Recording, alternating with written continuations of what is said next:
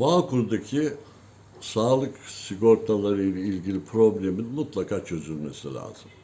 Ya hemen bir yapılandırılma yapıp insanların borcunu ödemesine imkan tanınıp uzun vadede sağlıktan yararlanması. Sağlık herkese lazım olan bir şey. Ötelenmesi mümkün olmayan bir şey.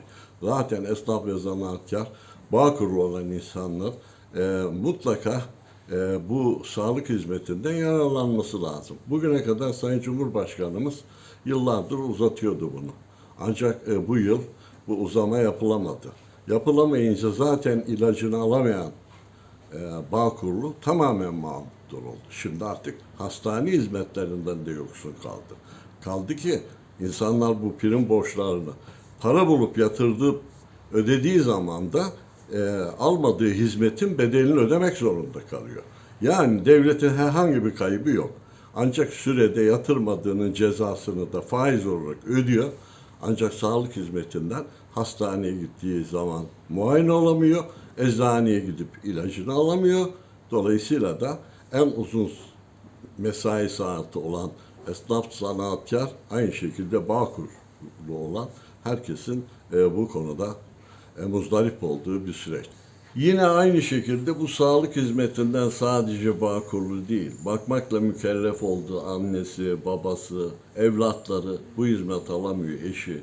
Dolayısıyla toplumda devletin güvencesinde insanların kendisini hissetmesi, hastanede, ilacında en azından devletin arkasında olduğunu hissetmesi lazım.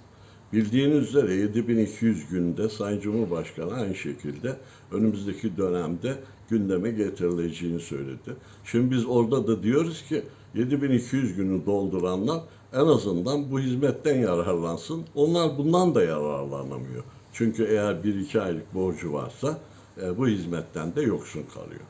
Bu adaletli bir durum değil. Mutlaka ve mutlaka çözülmesi lazım. Yani sağlık ihmal edilmez. Bununla ilgili de en azından doktora gitmesi gerekli. Aynı şekilde ilacını alıp, tedavisini alıp sağlıklı bir toplum olması lazım. Yoksa bu hastanelerden bu hizmet alamayacak. Ondan sonra borcunu ödediği zaman almadığı hizmetin faiziyle ödeyecek. Hem de kendisi tedavi olamayacak. Bu konunun mutlaka Sayın Cumhurbaşkanı'nın talimatıyla tekrar uzatılmasının gerekliliğini belirtmek istiyoruz.